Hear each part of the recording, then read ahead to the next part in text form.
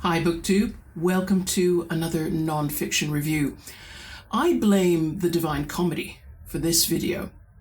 You will remember perhaps that I recently read a biography of Dante Alighieri, and that's in preparation for a nebulous, I haven't really decided what the future date will be, study of the Divine Comedy.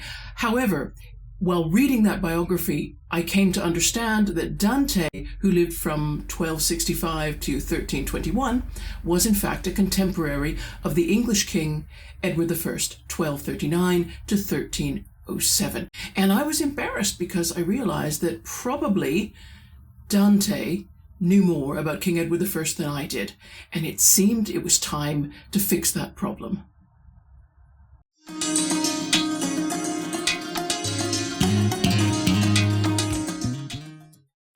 Today we are reviewing A Great and Terrible King, Edward I and the Forging of Britain, written by Marc Morris. Published in the year 2008, 438 pages, but the text itself is 378. I read this as an ebook, so I'm not going to be able to give you much guidance on what the book looks like on a physical page, whether those 378 pages feel as long as they appear or are actually a bit shorter. The prices online, very reasonable, particularly for the Kindle copy. I mean, I got mine quite cheaply. It happened to be in a Kindle daily deal for 99 pence back in July 2023. That's how long it's been sitting there in my Kindle collection. And okay, was Dante therefore the only reason I chose this book? Couldn't be if I bought it so early. And no, not really. I'm no better than anybody else, okay, in this regard. Modern history always seems a little more relevant and a little more appealing. And like some of Marc Morris's friends that we will hear from later, I often assume that evidence for historical events gets thinner and thinner the further back you go. And while there is truth in that statement, in the Middle Ages there was a surprising amount of detailed record keeping, and a surprising amount has survived. There is a language barrier. Yes, most records are in Latin, but even when they're in English, it's virtually unrecognizable to modern English speakers. I think writers like Marc Morris and Dan Jones, contemporary English historians, are creating a new interest in medieval England, not just translating manuscript texts, but compiling and comparing what survives to create a sense of animation, a sense of a life lived. I'll share a little bit about the author, but there is a great deal online, especially if you'd like to check out his website, which you will find in the description box also. Marc Morris was born in 1973. He was educated at King's College London, University of Oxford, received his Doctor of Philosophy in 2004, and then his first publication, which actually preceded his doctorate, was Castle, a history of the buildings that shaped medieval Britain. And his latest book is The Anglo-Saxons, a history of the beginnings of England, published in 2021. So you can see this is where his focus is, on illuminating and creating works of popular non-fiction that will bring to life that part of English history that I think a lot of readers in English are reluctant to look into because they think it might be less interesting than reading more modern history. But I believe Marc Morris has a knack. He's given lengthy segments on podcasts produced by History Today and BBC History magazines. Again, you'll find links to those, so that if you'd prefer to listen and find out just how engaging he is as a speaker, that might give you some idea whether you'd be interested in reading his books. The ones for BBC History magazine, by the way, do cover his Edward I book. So if you have the BBC Sounds app on your mobile phone, then you can probably look them up easily just by typing Edward I in a search. I gave a hint about the structure of this text already. I've said that I think Marc Morris is writing with an aim to appeal to general readers who read a little nonfiction, but perhaps they are wary of subjects that seem to them a bit more esoteric. I think medieval history falls into that category. So what they want is they want to feel like they've learned something, but they They don't want to get lost in academic verbiage. And I think Marc Morris does really well.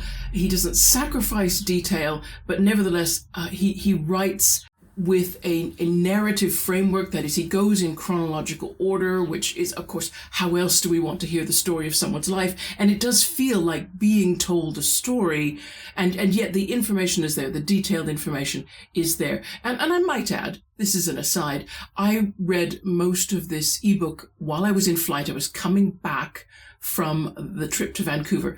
And the person who watches television, who of course was in the seat beside me, he had frequent opportunities to read over my shoulder. And he wanted you to all know that he found the text really readable. And that is saying something, because the person who watches television, he sticks to paper books himself. He really has never developed a liking for reading electronic text.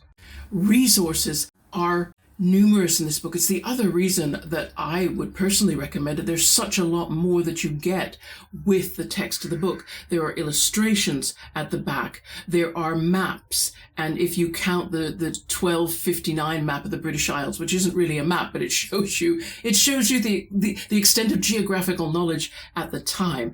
There are charts showing the family trees of the English and Scottish royal families and their European connections.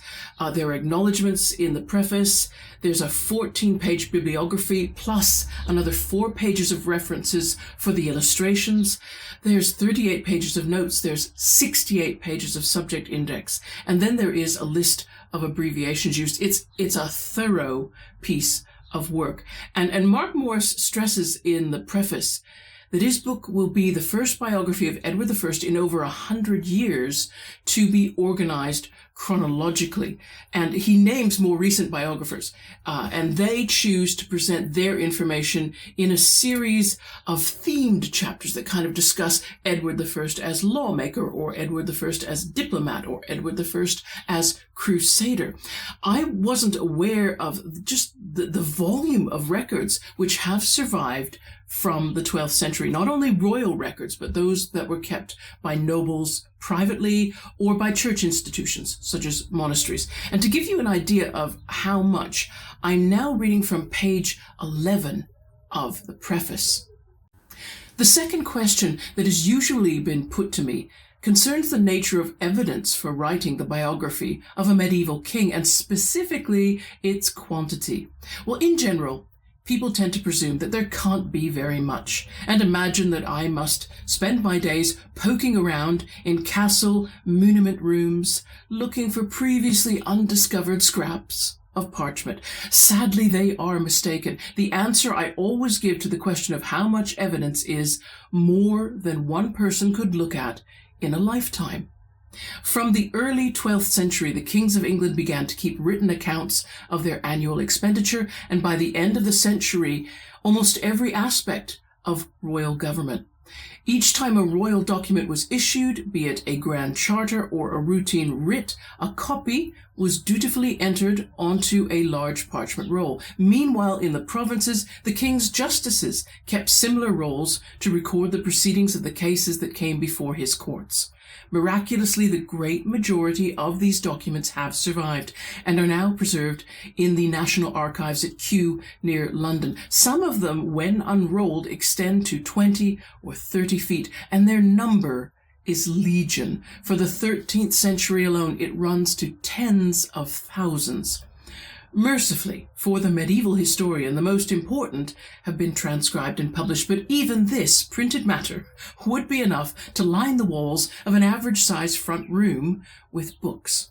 Moreover, the quantity is increased by the inclusion of non-royal material. Others besides the king were keeping records during Edward I's day. Noblemen also drew up financial accounts, issued charters, and wrote letters. Monks did the same, only in their case, the chances of such material surviving was much improved by their membership of an institution. Monks, in addition, continued to do as they had always done and kept chronicles, and these too provide plenty to keep the historian busy. To take just the most obvious example from the 13th century, the monk of St. Albans, called Matthew Paris, composed a chronicle, the original parts of which cover the quarter century from 1234 to 1259. In its modern edition, it runs to 7 volumes.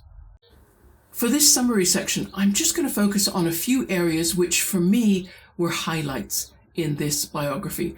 I'll start at the beginning because I appreciated that Marc Morris painted a very detailed portrait of Edward I's father, Henry III, and his wife. Henry III was very different than his son, and while the father was still alive and holding the crown, there was more than one occasion when Edward was working against him. And there was a point in that story, that pre-Edward I being king story, where I thought there might be a violent confrontation between the two. And had that happened, my money would have been on Edward. He was by far and away the more natural warrior. And I also learned that it was during the reign of Henry III that the concept of Parliament in England began. That is, the regular gathering together of important men in the country to meet with the king, to give him their grievances, and to have the king make his requests of them. And Henry, of course, did these purely because he needed money and men to go make war. And a recurring theme in this biography was how many historic precedents and innovations happened because of war or the desire to make war. It was also helpful for me to learn that at this point in history, most of Wales and all of Scotland were not under direct English rule. Edward I was the king who, after several military campaigns, he was able to add Wales to his territorial possessions. And I imagine anyone from North or Northwest Wales, probably, if I say the word the great and terrible King Edward I, they would be more likely to think of the terrible part. Scotland was not so easily defeated. There had been a Scottish hereditary monarchy in place for, well, I don't know enough to say how many generations. Enough so that the Scots had this strong sense of themselves as a unified people. In Wales, government at that time had been smaller scale and a little bit disconnected from each other. It didn't have a national person or place where people could focus their attention and identify themselves with. And there was also no rule of male primogeniture. So you didn't necessarily get the oldest son of a nobleman taking on the whole of his father's estate. And that meant that estates were haggled over by the heirs, and that made political power in those particular estates weaker and made the area more susceptible to conquest. Edward found out that he had finally inherited the throne of England when he was in Sicily. He was traveling back from his only crusade. And at this time, the English kings were also French lords. That is, and serving therefore under the French king. It was a strange arrangement that created a lot of power tensions, clearly, between the two nations. But what Edward decided to do, of course, since he was also Lord of Gascony, and that's the area, it's in the west of France, just as it goes, the coastline goes down to the border of modern-day Spain. And he stayed there several months just sorting out various business issues in his French territories until he began to receive letters from his nobles, more insistent letters, which were telling him about some civil problems which were becoming more widespread, and what they needed was a show of royal authority. And so Edward then finally crossed the channel and the coronation took place. But once he was king, what Edward demonstrated was a quality that he demonstrated before he took on the crown, and that was his personal dynamism. He was an energetic man that liked to attack problems and deal with them. He made decisions, and he was more creative than his father was when he needed funds or personnel in order to carry out those decisions. And it was a relief initially when he returned to England to assume the throne. There had been a big increase in the abuse of landholder rights. Many of the English earls had taken the law into their own hands, and they had abused their privilege. So Edward took one of many dramatic steps by removing all the sheriffs in England. Now, a sheriff wasn't much different in England in the Middle Ages than what you might think of in the early American West. That is, a sheriff was a person appointed and given authority over a small community to oversee law and order. So by removing all of them from office at once and then choosing their loyal men as his replacements, Edward I sent a message to all those in power under him, a reminder that what they had, they got from the king. It was a very popular move, and it put him in a favorable position very shortly thereafter to ask for armed men and funds for military campaigns. Oh, and while we're on the subject of the American West, it was also common for medieval English sheriffs to gather together men for a posse to go in pursuit and arrest of criminals. Money. Money was still difficult to come by in the Middle Ages. Economies ran differently. And this is where the biography of Edward I began to tie in with the biography of Dante Alighieri. I'm going to read you a short passage from page 123, which has something interesting to say about the English royal finances. The real key to Edward's success, however, lay in privatization. During his crusade, he had come to rely on the services of a company of Italian bankers known as the Riccardi of Lucca. On his return journey in particular, their loans had helped to keep him solvent. This, like the use of customs, was not a wholly novel departure. Edward's predecessors had been turning to such banking societies for the occasional loan since the 12th century, when the Italians had cornered the market in international finance. Where Edward innovated was in transforming an occasional relationship into a permanent one. Earlier kings of England, Henry III, as always, furnishes a good example, had obtained loans from the Italians without giving much thought as to how they might be repaid. Edward, by contrast, struck a new deal, whereby the Riccardi agreed to provide him with credit on demand, and he, in return, handed them the entire operation of his new customs. It was a simple yet brilliant arrangement. Edward, even in financial emergency, would always have sufficient cash, and the Riccardi had the security of knowing that in time they could recover their money from the steady profit, on average about £11,000 per year, that the customs brought in.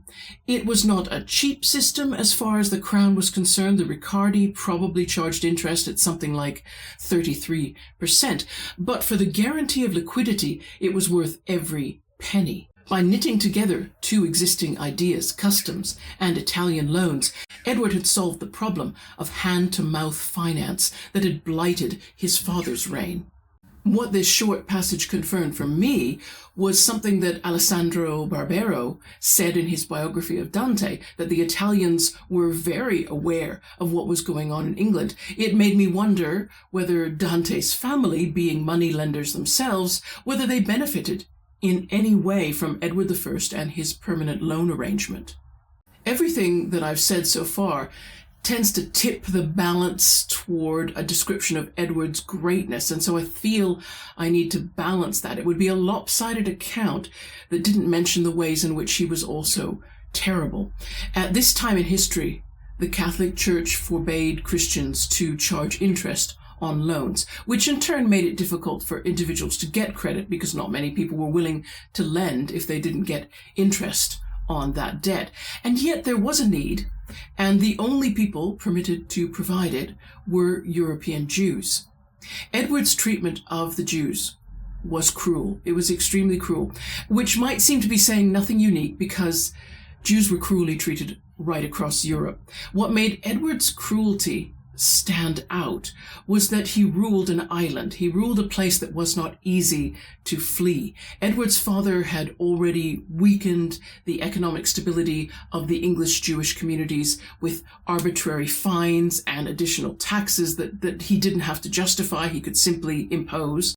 This forced the Jews themselves to collect on their debts sooner, and that led to persecutions whenever there was a period of political uncertainty or unrest. For example, during Henry's reign between the years 1263 and 1267, when he was dealing with internal enemies, there were massacres of Jews in 8 different cities, records of that in 8 different cities throughout England. But Edward went further than his father. First, he restricted the Jews' ability to lend money. Then, in 1275, he banned them from doing any money lending at all. And then, in 1290, Needing yet more money from Parliament that he intended to call, he took a final step because he knew this would be popular with those who were still in debt from old loans, and he issued an order of expulsion. And Marc Morris says, I'll read you from page 227 what he actually says about this expulsion order. For what was very definitely the final time, the Jews were made to pay the price for the King of England's insolvency. That summer, the small, impoverished and broken community, perhaps numbering only 2,000 souls by this time, gathered together their belongings and the enforced exodus began. In general, their departure was peaceful and they made their way to the coast without incident. Once on board ship, some groups fell victim to murderous Christian captains who were later punished, though more for their failure to respect royal authority than on account of any belated sympathy for the Jews.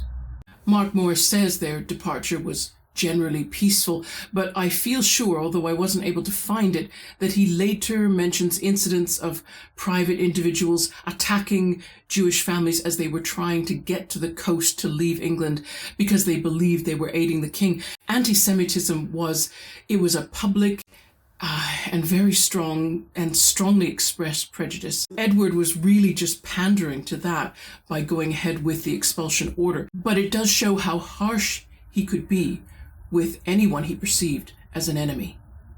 Rabbit hole time. My rabbit hole today, it focuses on those of you who might be watching now who also listen or watch the Middlemarch meditations. I have yet one more example, as if you needed one more, of how George Eliot drip feeds her vast knowledge about many subjects into that novel, into Middlemarch. The Normans who invaded England in 1066, they gradually expanded their territory north and west through England. They met some resistance in Wales, it's true, and so by the time of Henry III and Edward I, there were nobles who had lands conquered on either side of the modern-day English-Welsh border. And these lands were known as the Welsh Marches, but they were also known as the Middle Marches. And I'm going to show you two maps now. The one on the left shows the counties that made up the Middle Marches in red. And the map on the right is a modern map of the same part of England. So you can roughly see which counties correspond to what was the Middle Marches. Now, Coventry and Nuneaton, the towns Eliot knew from her childhood and from growing up, they fell into this historic territory. And there is a study, as it happens, conducted by the University of Bristol, it's ongoing, which is also looking inside the boundaries of these marches to study medieval documents produced on either side of the modern Welsh-English border, just to see, are there any characteristics that could be called a unique marcher culture? Can that be identified?